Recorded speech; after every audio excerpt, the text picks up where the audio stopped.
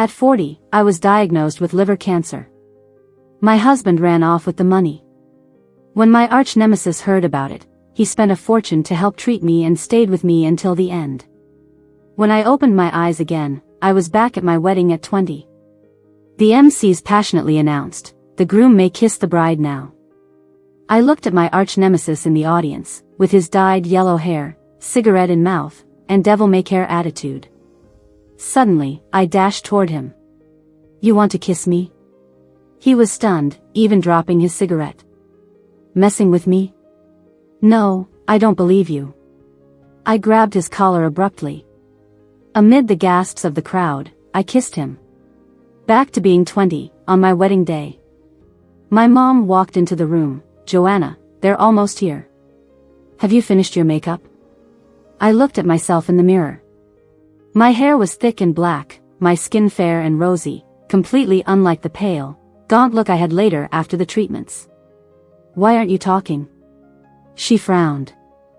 I snapped out of it and looked at her in my past life. She favored his power. To get Tony's dad to arrange a job for my brother, she knew Tony was a womanizer but still pushed me into marriage with him. After the wedding, Tony started cheating and abusing me.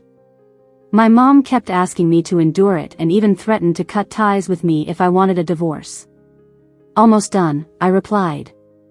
"Well, I'll go entertain the guests. It's gonna be quite the turnout." After she left, I sat in front of the mirror and slowly picked up a lipstick. Suddenly there was a noise from the window behind me. I turned to look. Standing by the window was a guy, hands in his pockets, leaning against the tree, his eyes half-lidded and full of mischief. Seeing me, he paused. Then returned to his usual expression. "Dressed up, huh? Not bad for a chubby girl." My heart skipped a beat. Nick, my arch-nemesis.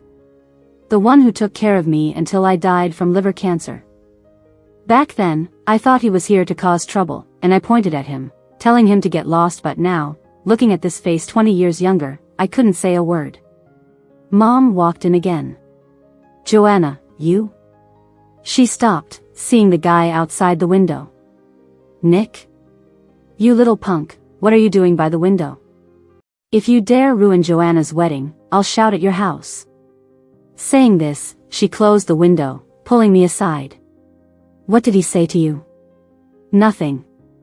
That punk has been trouble since he was a kid. His dad's in jail, and he's a good-for-nothing too. Stay away from guys like him." I stayed silent. She didn't know the good-for-nothing punk went on to become a top entrepreneur in the country. I looked out the window, but he was already gone. Suddenly, the sound of firecrackers started. The groom's party was here. Mom had a fawning smile, and my brother Charles hurriedly put me in the car. They couldn't wait to see me married off. Tony blocked the crowd with a shy smile, a picture of a caring and gentle husband back then. I was deceived by this look of his.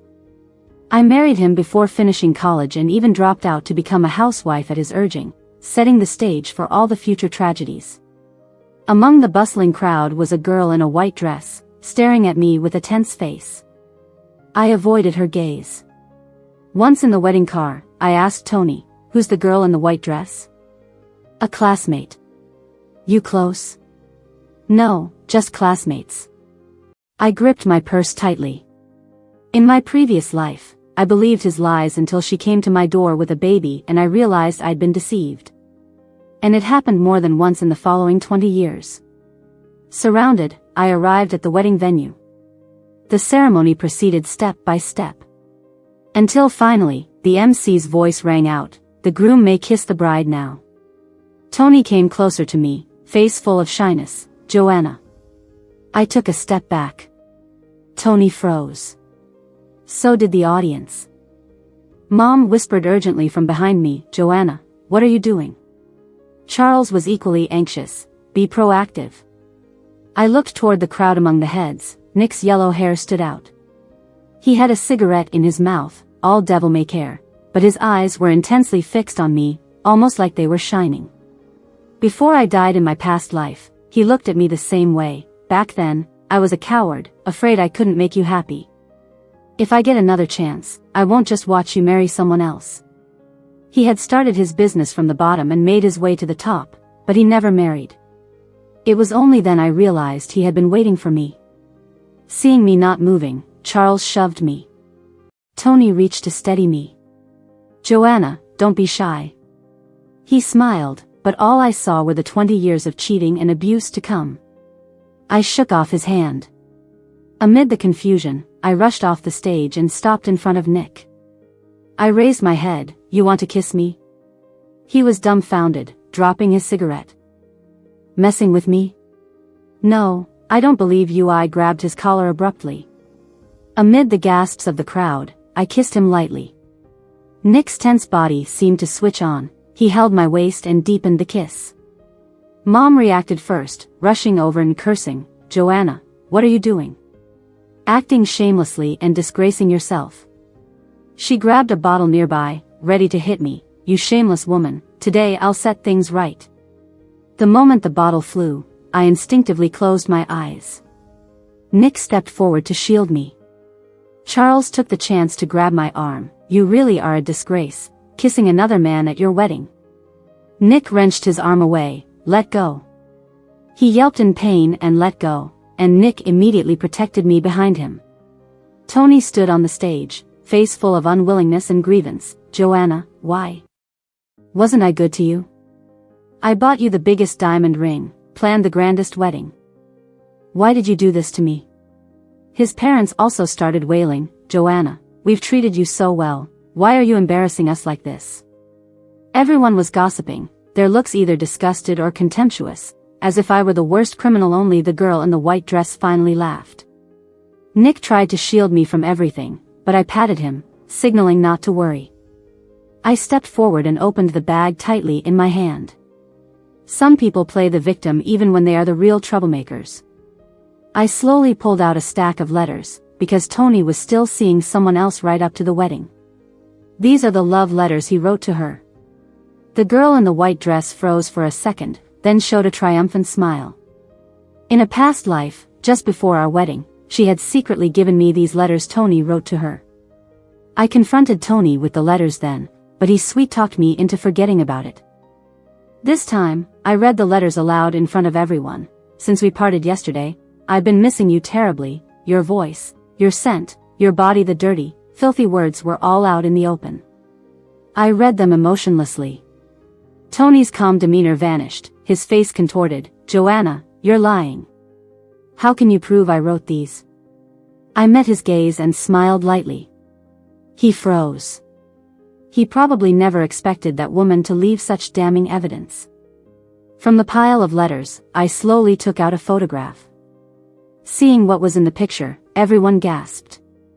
In the photo, Tony was holding a baby tenderly, and in the background was a hospital bed with a woman who had just given birth. The crowd erupted.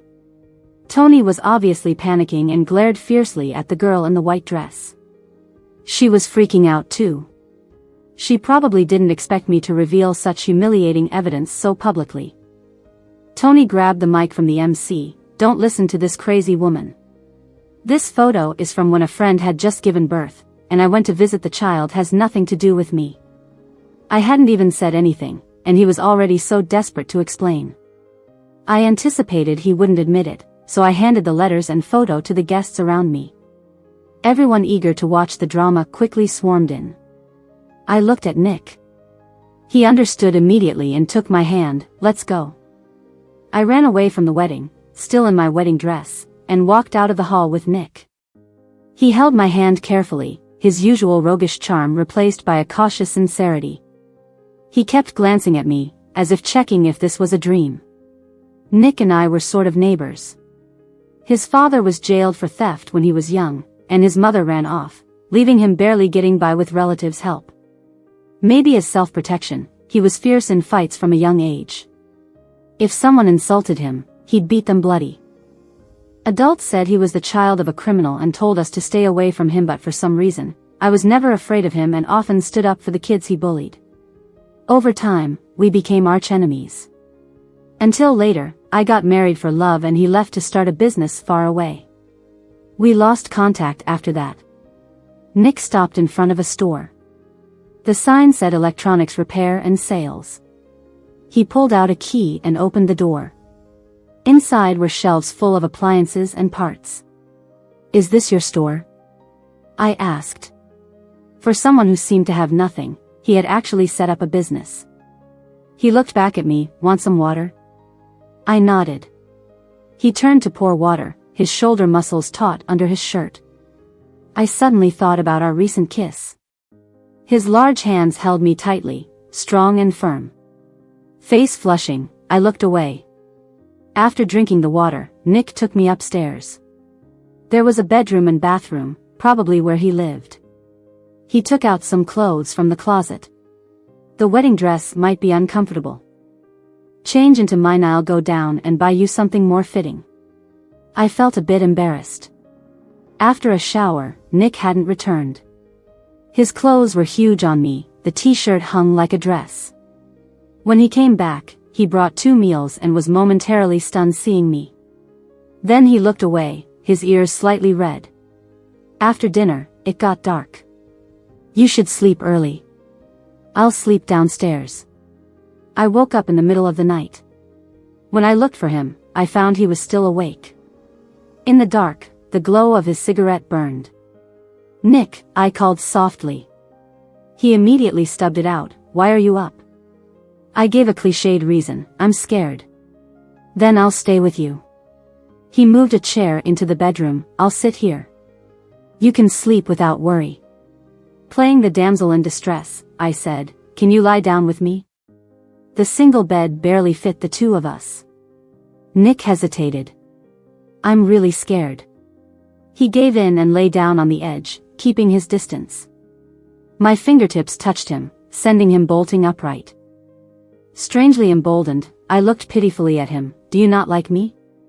In the moonlight, his face seemed to blush. "Don't say that." "Then why are you afraid?"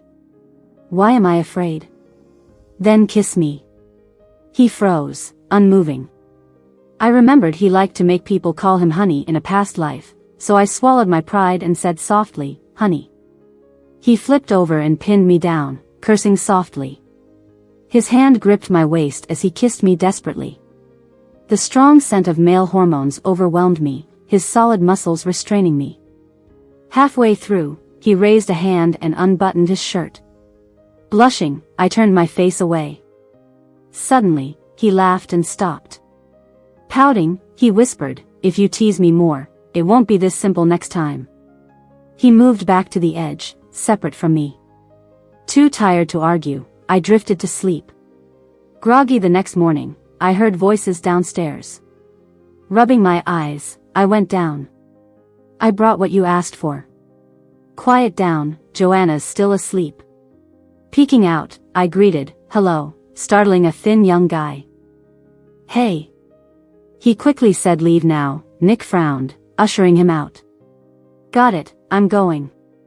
After the guy left, Nick brought out steaming breakfast from the kitchen.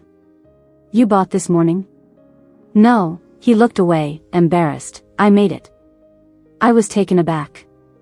How much effort had he put in to make breakfast this early? Cautiously, I took a bite. "It's delicious." Nick rubbed his nose, awkwardly. After dinner, I got ready to head back to school. In my past life, I had to drop out because of marriage, and it's always been a regret of mine. Now that I have a second chance, I can't let that happen again. Nick offered to drive me, but I declined. "There's a bus that goes straight to campus." He paused for a moment. "Then I'll pick you up tonight." "All right." Just as I reached the school gate, I saw Tony.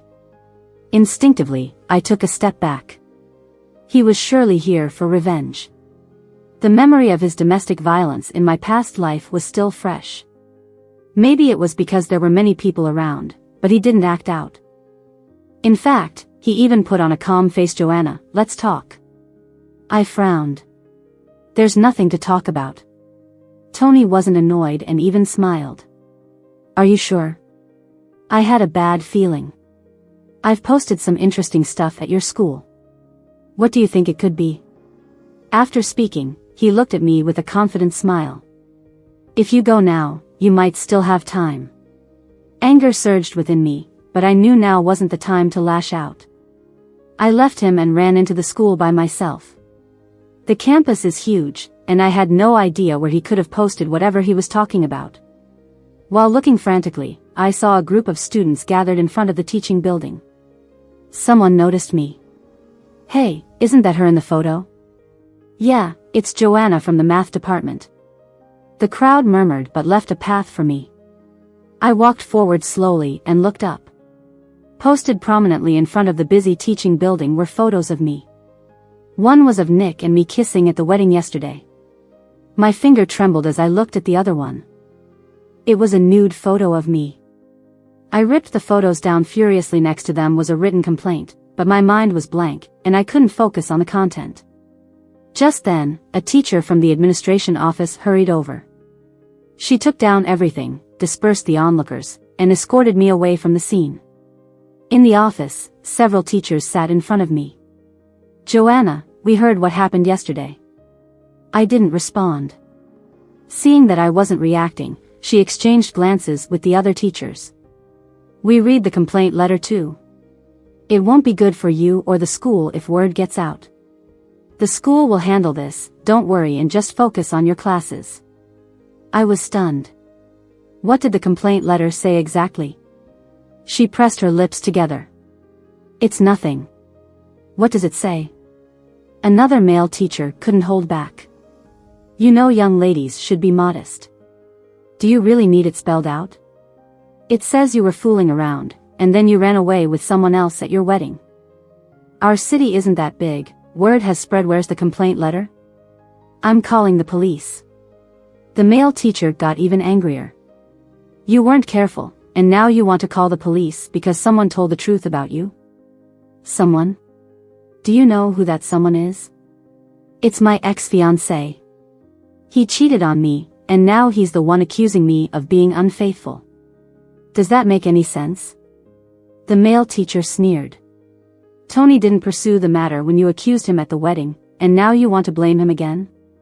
My rage began to cool. How could I forget? Tony is the director of the Education Bureau. Most people in the education system know him. The counselor tried to comfort me. "Joanna, it's all in the past. The school dealt with the complaint, so try not to dwell on it." They were all trying to protect the school's reputation and Tony's. I clenched the nude photo in my hand. It was the last piece of evidence. "I understand." I left the office calmly, as if the argument had never happened. I should have known someone like Tony would never let me go after I eloped from our wedding and exposed his infidelity. I finished my classes under the judgmental stares of my classmates. By the end of the day, I felt completely drained. The autumn evening was chilly, and the long, dark road was dimly lit by a distant street lamp. Leaving the school, I saw a familiar figure in the distance. Nick was leaning against a motorcycle, wearing a black bomber jacket. When he saw me, he raised his chin. I walked over slowly. He could tell something was wrong. Why the long face? I shook my head. "It's nothing." He looked at me for a while without saying anything, then turned and got on the bike, patting the back seat. "Come on, let's go for a ride." I put on the helmet he handed me and climbed onto the back. I wasn't sure where to put my hands. He suddenly grabbed my arm and placed it around his waist. His voice buzzed through the helmet, "Hold tight." My heart jumped, and my cheeks felt hot. The bike took off with incredible speed, and I instinctively held on tighter. His lean waist was firm, and I could feel the warmth of his body, which seemed almost burning. He rode around the city, eventually stopping at a bridge. This bridge was famous in our city because of a mythical story. Many couples came here for romantic rendezvous. I thought Nick just wanted a romantic moment. But as we walked side by side in silence, he didn't say a word. When I turned to look at him, I found him standing awkwardly in front of me. "Joanna." I was taken aback. He rarely called me by my name. Did Tony say something to him too? What's wrong? He licked his lips and pulled something out of his pocket. Suddenly, he got down on one knee in front of me and opened a box.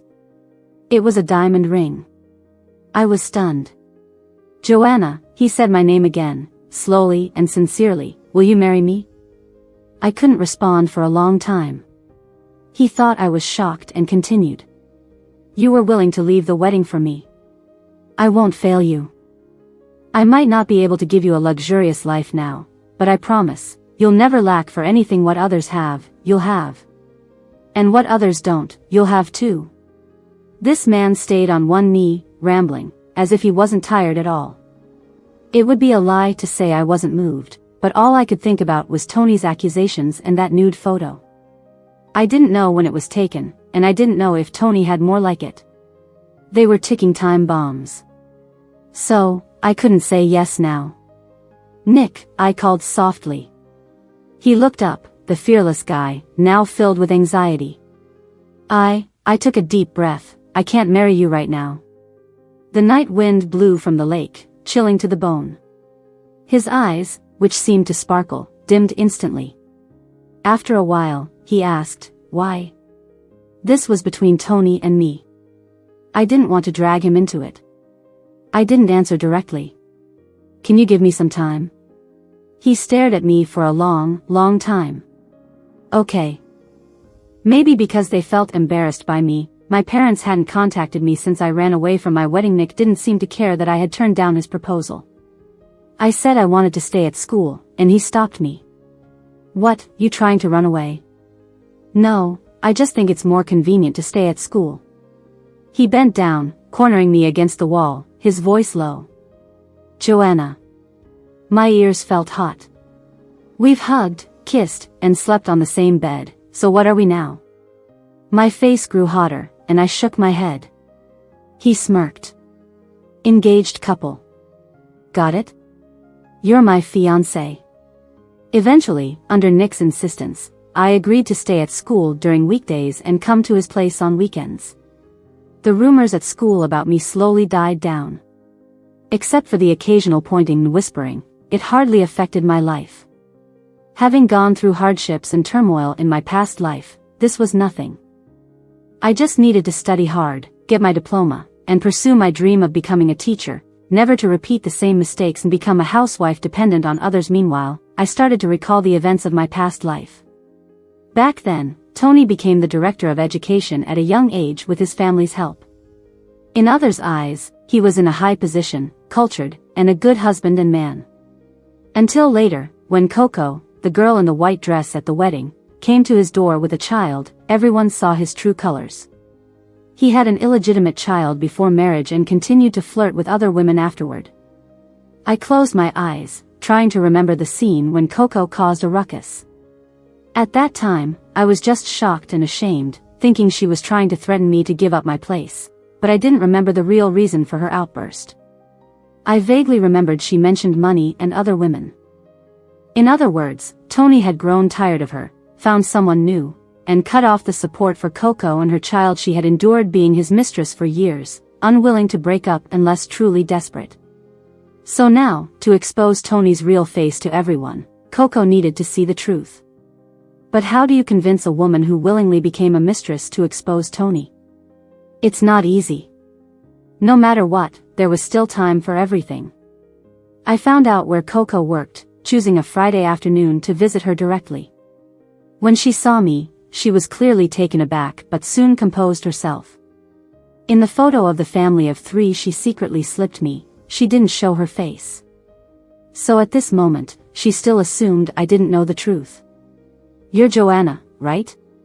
Here to buy clothes? She smiled as she approached me, just like she would with any customer. I stared at her until her smile faded. Do you need something? Her tone lost the patience it had. I smiled. I remember you attended my wedding. So what? Then you must have seen the photo I displayed, right? She pursed her lips for some reason, though the woman in the photo only showed part of her face. I always felt she looked a bit like you. She reacted like a cat whose tail was stepped on. What nonsense are you talking about? Realizing she was loud, she glanced around and lowered her voice. Sorry, I don't know what you're talking about. I'm working. If you don't need anything, I can't help you. With that, she turned to another customer.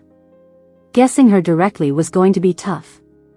I left the store and, as planned, took the bus back to Nick's place.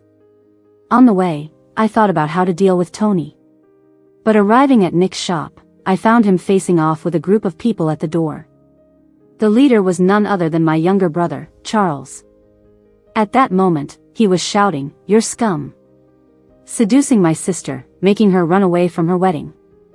You've ruined her reputation." Such seemingly protective words from Charles sounded strange and laughable. I stepped forward. I left willingly. It has nothing to do with him. Seeing me, Charles quickly tried to grab my hand, but I sidestepped. He paused awkwardly, then said, "Since you left, Mom and Dad are starving themselves, losing weight. They care about their reputation, which you know. I came with a thick skin to find you, so come home and apologize to them."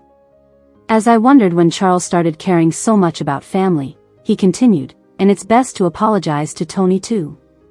So that was his real motive. I smirked. Apologize? Sure. How? By kneeling and admitting I didn't marry into a higher status, couldn't give them a prominent son-in-law, and made their son lose his job? Charles's face darkened instantly. But he held back. "Joanna, by doing this you've thrown the family into chaos." Chaos? The one thing I know is you lost your job and must hate me for it, right? Sorry, but I'm not buying your loving brother act. He couldn't hold back anymore, gritting his teeth as he swung a slap at me. Bitch. I instinctively closed my eyes but heard a cry of pain instead. Nick had kicked Charles hard, sending him sprawling onto the ground, groaning. Charles cursed and pointed at his lackeys. "Beat them." Nick's face was dark, and no one dared to move. "Hit them." Charles shouted again, and someone hesitantly stepped forward with a wooden stick. But before they could swing, Nick grabbed their wrist, kicked them in the stomach, and they fell, howling, the stick rolling away. The rest hesitated even more. Charles yelled louder, but no one moved. Seeing this, he grabbed a bucket of something and threw it at us. Nick quickly pulled me aside, but he was still a second late, getting splashed on half of his body. The red paint dropped like blood, dripping off his clothes. I was untouched, clean and safe behind him, except for one small splash on my forehead. Nick turned and saw the paint on my forehead. The calm atmosphere suddenly became intense, almost out of control. He slowly stepped forward, picked up the fallen stick, and advanced towards them. The paint on his shirt made him look almost ghostly. I knew how he could be when he lost control and felt an incident was about to happen. I quickly tugged on his sleeve. "Nick." He suddenly seemed to snap back to reality, looked down at me, and his grim face softened a bit. "It's okay, don't be scared." Charles, unaware of his close shave with death, kept shouting stubbornly, "You've got guts, don't steal someone's wife, loser." Nick shot him a murderous glance. Charles paused, stopped cursing, and dragged his lackeys away while muttering curses under his breath. After they left, I realized my hand clenching Nick's sleeve was sweaty. He almost charged at them. I slowly let go of his sleeve, but then heard a voice above me. "I'm sorry." I looked at him blankly. "Why are you apologizing?" "I'm the one who should be sorry. I forced this change in our lives, bringing him so much trouble. Because," he lifted his hand and gently wiped a bit of paint off my forehead, "I couldn't protect you." "I'm sorry." I was stunned. Despite being covered in paint, he seemed unfazed, except that he cared deeply about the bit of paint on my forehead. I've never felt this important. As a child, my parents favored Charles. As an adult, I married a jerk in haste, stumbling through life stuck between my family and my marriage. It was only on my deathbed that someone held my hand and told me how much I meant to them. And now, he's standing right in front of me. I blinked, feeling a bit choked up. I slowly hugged him, breathing in his familiar and reassuring scent. I closed my eyes. "I'm sorry. I'm sorry I didn't notice your feelings in my past life. I'm sorry it took me until now to realize that my feelings for you aren't just gratitude or repayment, but love." Nick stiffened for a second, then hugged me back. I love you too.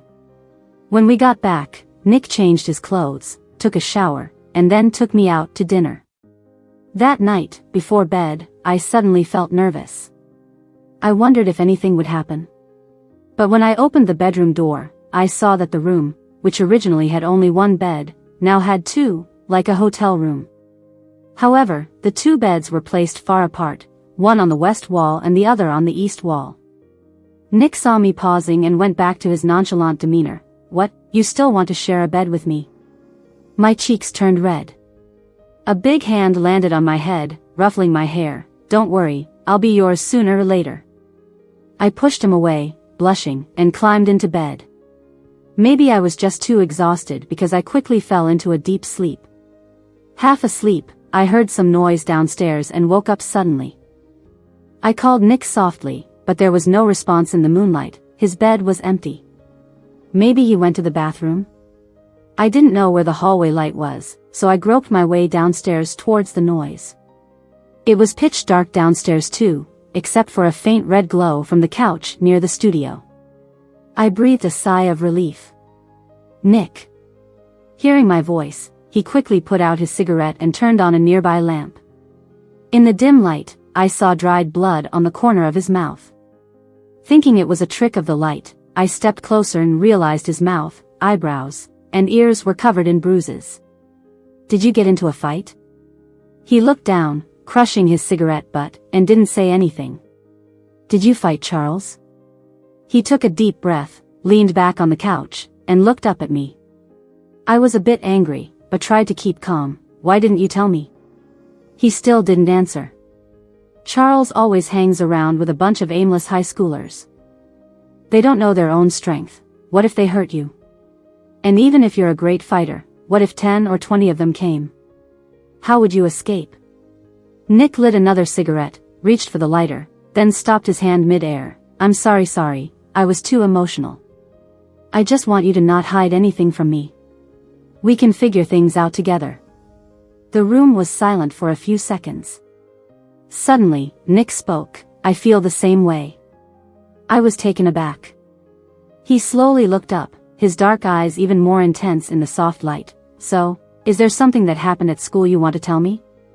For some reason, at that moment, I felt my drifting soul had found an anchor. An indescribable sense of peace and belonging surrounded me. My nose stung and I quickly looked down. But tears started falling uncontrollably. In this second life, I didn't cry when my parents pushed me into the abyss, when Tony posted naked photos of me, or when the teacher scolded me. But now, I cried. Nick, looking like a kid who did something wrong, jumped up from the couch, dropping his cigarette somewhere. It's all my fault. Please don't cry, okay? What happened that made you feel so wronged, honey? Hearing him call me honey, my tears stopped out of sheer embarrassment. I half-angered, half-shyly pushed him away. What are you saying? But he pulled me back, grinning mischievously. What's there to be afraid of? We'll say it sooner or later.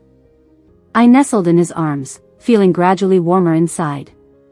I was about to tell him what happened but hesitated. Would he think less of me if he saw that explicit photo? Would he think I was really a loose woman? But I had no choice now. I took Nick back to the bedroom, slowly pulled out the crumpled photo, and explained everything to him. The whole time, he clenched his jaw, eyes reddening. I grabbed his hand, fearing he'd do something rash. I will get revenge on Tony, but not just by beating him up. I have my own way. Trust me. Also. I paused. If it makes you uncomfortable, you can tell May won't cling to you. Nick froze. What do you mean? His serious tone startled me. I mean, Joanna. He called my name slowly. This kind of photo only shows that you're a victim. Nothing else. The person I love, I'll love until the end. My heart almost melted in an instant. I wanted to say something, but found myself choking up, unable to get a word out. Nick sat me on the edge of the bed, gently stroking my back to calm me down. Do you have any guesses about this photo now? First, I can rule out that it was taken while I was awake. Second, the background only shows part of the bed sheet in the dim light. It's hard to tell its color, but it seems vaguely light blue. Suddenly, a light bulb went off in my head. It must be Charles. Nick looked at me. I haven't stayed anywhere else recently, and I just happened to have a light blue bed sheet like the one in the background. The photo must have been taken in my room, on my bed, while I was asleep. No one else could have done this except Charles. Nick paused for a few seconds. I'll look into this. You go ahead and do what you need to do. Don't worry, I won't do anything reckless. The bad guy will get what's coming to him. He finished speaking and gave me a light kiss on my forehead. For tonight, just have sweet dreams. From that day onward, I put the issue of the nude photo aside. Whenever I had free time, I would wander around the mall where Coco worked. Nick had previously told me he found out that Coco had a father who was a heavy gambler. Their family had always been in poor financial shape. After she had a child, she could only rely on her meager salary and the money Tony gave her. One day, I saw her father pestering her at the entrance of the mall.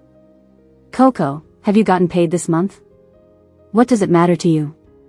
I've already told you not to come looking for me during work hours. If the boss sees you, I'll get fined again. Coco, I owe money to people and have been delaying payment for a long time. They said if I don't repay them, they'll break my legs. Please have mercy on me, help me this one last time, okay? The old man began to cry and wail, attracting a lot of attention from passersby. Coco obviously didn't want to get tangled up with him anymore, and her whole demeanor deflated. How much do you owe? Hearing that, the old man's crying stopped instantly. Not much, just 2,000. 2,000 was a considerable amount of money at that time, and for the old man to say it wasn't much, it showed he had lost a lot before. I haven't been paid yet. I'll give you the money at the end of the month. Can you talk to your boss about getting an advance? I told you, I don't have a penny. The old man immediately shut up. After dealing with the mess, Coco went back to work looking drained, while the old man left humming a tune. I suddenly got an idea. I went to a phone booth and called Nick. Did you say before that Coco has a father who's addicted to gambling? Yes, why? Can you arrange for someone to play with him? I paused and lowered my voice. Play big. Nick clearly understood what I meant and chuckled softly. You've got some wicked ideas, but I like it. My cheeks flushed. He hadn't changed a bit with his roguish behavior, even flirting over the phone. I hung up and went back to class as usual. I knew this kind of thing required patience.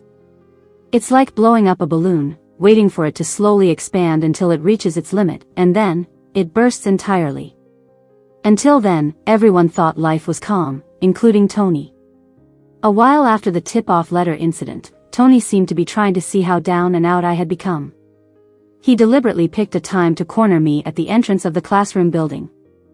Oh, down to this level now and still not dropping out?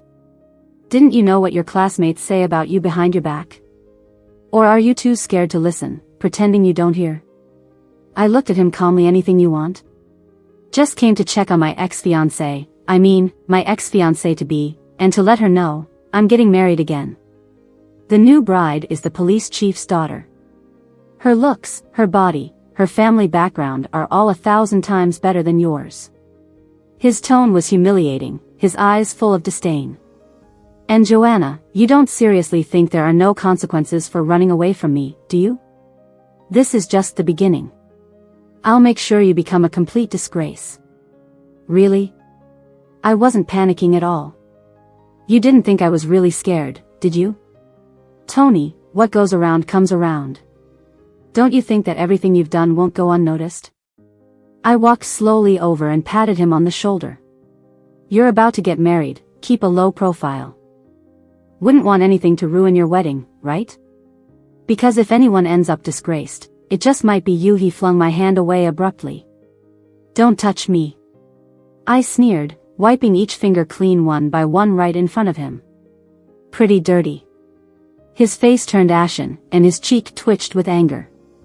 At that moment, the previously busy entrance of the classroom building, where he had chosen to humiliate me, had become the biggest obstacle to him making a move. I smiled again and walked away without looking back. As he said, the real show was just beginning. About 2 weeks later, I went to Coco's workplace again. From afar, she looked like she had lost a lot of weight, her complexion sallow, with dark circles under her eyes. It seemed her father had been asking her for money frequently. Maybe because of my threatening conversation with Tony last time. From what I observed, Tony had indeed reduced his contact with her. I wondered if the monthly allowance had been paid on time this time. I walked over with a smile seeing me, her face changed. "What do you want?" I got straight to the point. "I know you're short on money right now." She froze. "Your father's an energy vampire, constantly asking you for money, and you can't ignore him because you have a child at home who needs a mother to take care of him. And recently, that irresponsible man has even stopped your living expenses." She started trembling. "What are you trying to say?" I took 2 steps closer and looked her in the eyes. "Coco, don't you get it? All your misfortunes now are because of that man. Do you know why he hasn't contacted you? Because next week, he's getting married. To the police chief's daughter. Do you still dream he will look back at you or your son?" She crumbled to the ground, clutching her chest, shaking her head desperately, muttering, "Impossible." I knelt down and squeezed her hand.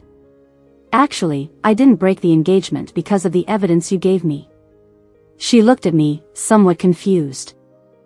"It's because I know, all these years, besides you, he had many other women. That was the final blow." Coco was completely devastated. I think she saw through Tony's true nature a long time ago. It was just that love and her son kept her living in denial. But now, someone had ripped off the bandage, exposing the rot.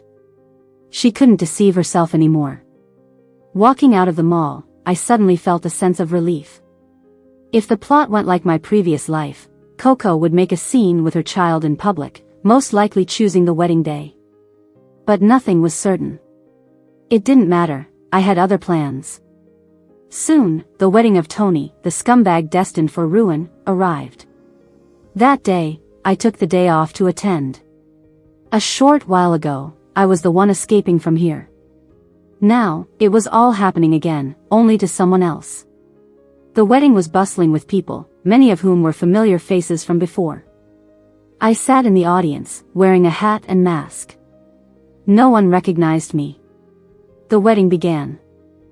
I watched the bride and groom walk on the stage, go through the motions, kiss, and exchange rings. Tony still had that disgusting, fake demeanor. Even when the couple came down to toast, Coco hadn't shown up. Maybe, in the end, she was still bound by love. Just as I got up to leave and start my next plan, the hall doors were suddenly slammed open. The loud noise drew everyone's attention. Standing at the door was Coco, holding a crying little boy. Tony's face changed drastically. He almost dropped his wine glass, hurriedly walking toward Coco. As he passed my side, I stuck out my foot. He tripped and fell flat on his face. "Tony, you bastard. You abandoned me and our son to marry another woman? Don't you have a conscience? Aren't you afraid of karma?" Coco's voice was loud, everyone could hear her clearly. In my past life, this was how she confronted me. The venue went silent for a few seconds before erupting. Everyone rushed to get a front row seat to the drama, quickly surrounding Coco and Tony. "Who are you? I don't even know you." Tony got up awkwardly, ignoring who tripped him, trying to pull Coco away. His tug only made the child's crying louder. A concerned guest stepped between them. "Talk it out, don't get physical. It's not good to hurt the child." Tony's face turned pale. The bride, unable to tolerate the humiliation, turned to leave. He hurried to stop her. "Sonny, don't listen to this crazy woman. I don't even know her. She's just trying to ruin my reputation." But Coco let out a cold laugh, raising her voice. "Tony, do you think I'd have no evidence after all our time together? I used the camera you bought me to take pictures of you in bed, just in case you'd deny it one day and call me crazy." With that, she held the child in one arm and pulled out a stack of photos with the other, throwing them onto the ground. In seconds, the photos were picked up and passed around the crowd. The bride lifted her high heel and stomped on Tony's foot, then walked away. Tony screamed in pain. Coco wasn't satisfied with just riling Tony up and turned to the guests. Do you all remember Joanna, who fled from Tony's wedding a month ago? She accused Tony of cheating because of the evidence I gave her. You know why it was such a big scene?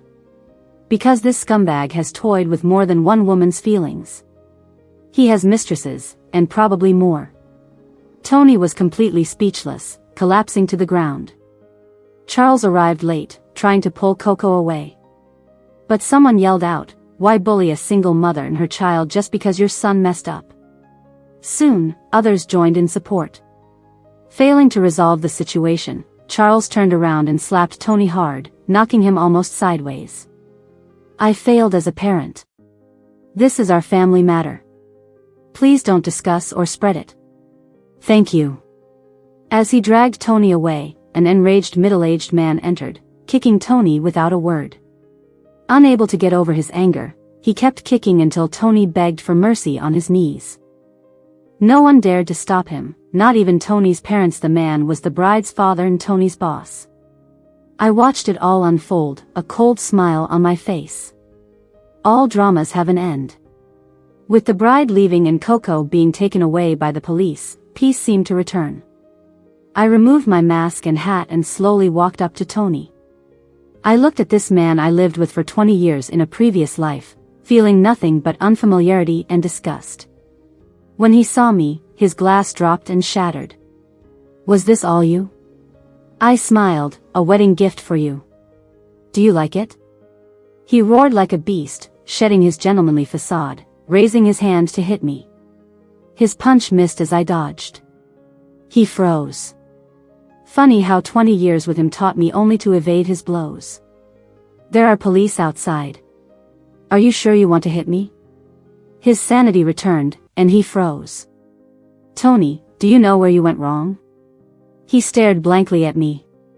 I continued, you failed because you're fake, greedy, lustful, and irresponsible. Your life is like a tree rotten to the core. Whether you collapse early or later was just a matter of time. And now, I just made it happen sooner. Tilting my head, I smiled, good luck. With that, I left the chaotic wedding scene, shaking off 20 years of despair and pain without looking back. News of Tony's mistress crashing the wedding, causing the bride to leave again, spread quickly, even making the local news headlines. Now, everyone knew he was a hypocritical womanizer. Meanwhile, with Nick's company, I took the incriminating photos to the police station and filed a report.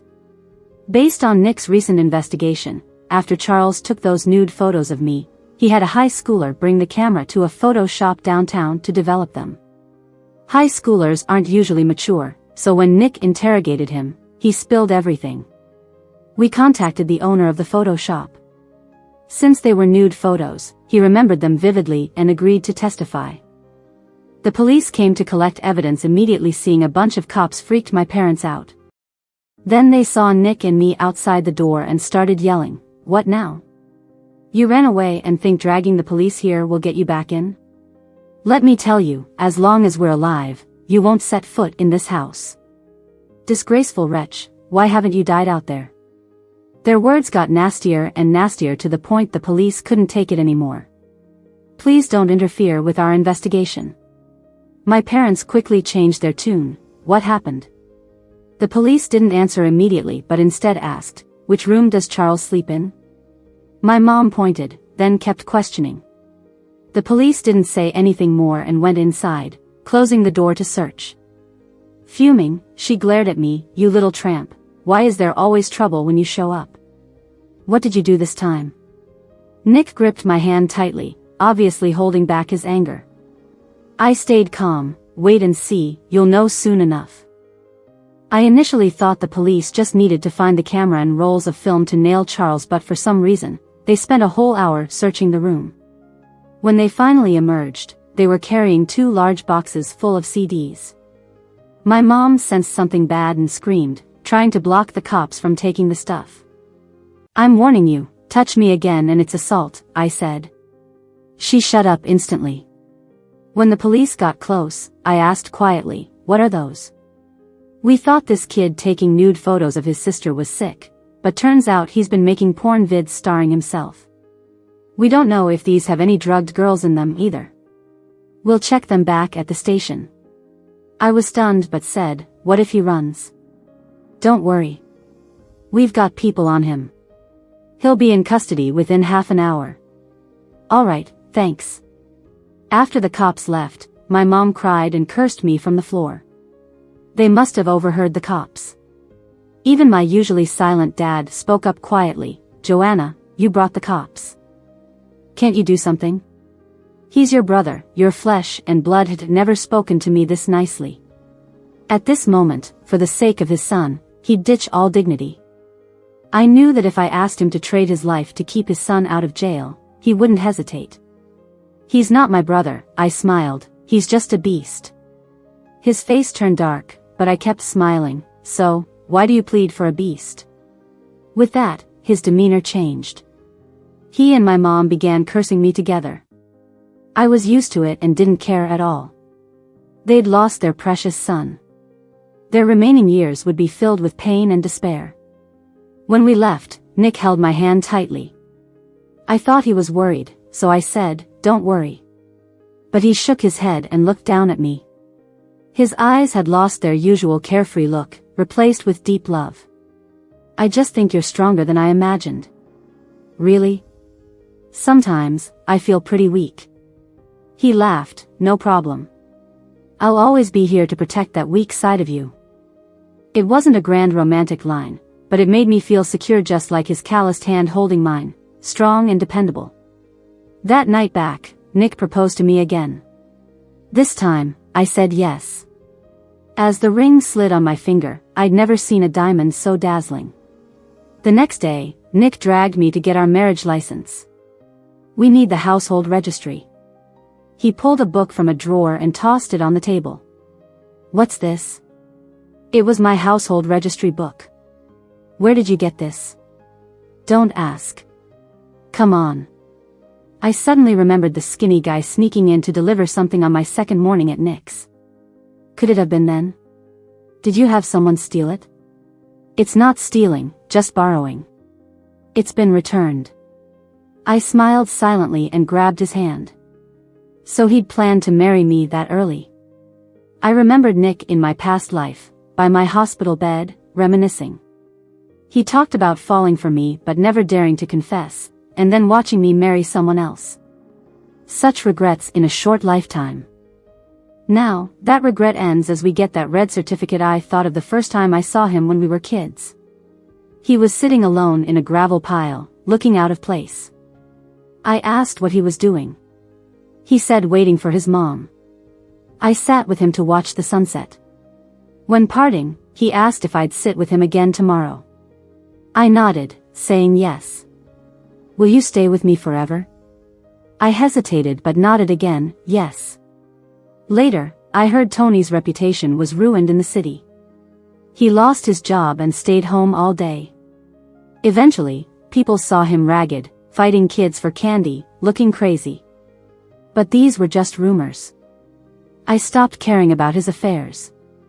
As for Charles, he got sentenced to over a decade for rape and distributing porn. Who knows if his doting parents will still be around when he gets out. The next year, I graduated and got my diploma. Nick's shop was doing well, and he even hired a few staff. But he seemed to have something on his mind, always looking preoccupied. One night, he finally said, Joanna, I want to move south. I feel there's a bigger world there. Even though I married him in this life, his career aspirations didn't change. Well, if you go, I'll go with you, I said, wherever you go, I'll follow. Soon after, we transferred the store and left with our savings and a few belongings on a southbound train. The night was deep and the train plowed through the dense fog with a loud, rushing sound. Are you scared? Nick asked me. Leaning on his shoulder, I knew the future held many challenges, that life isn't smooth. But by Nick's side, I felt secure. As dawn broke, I turned to him and smiled, nope, not scared.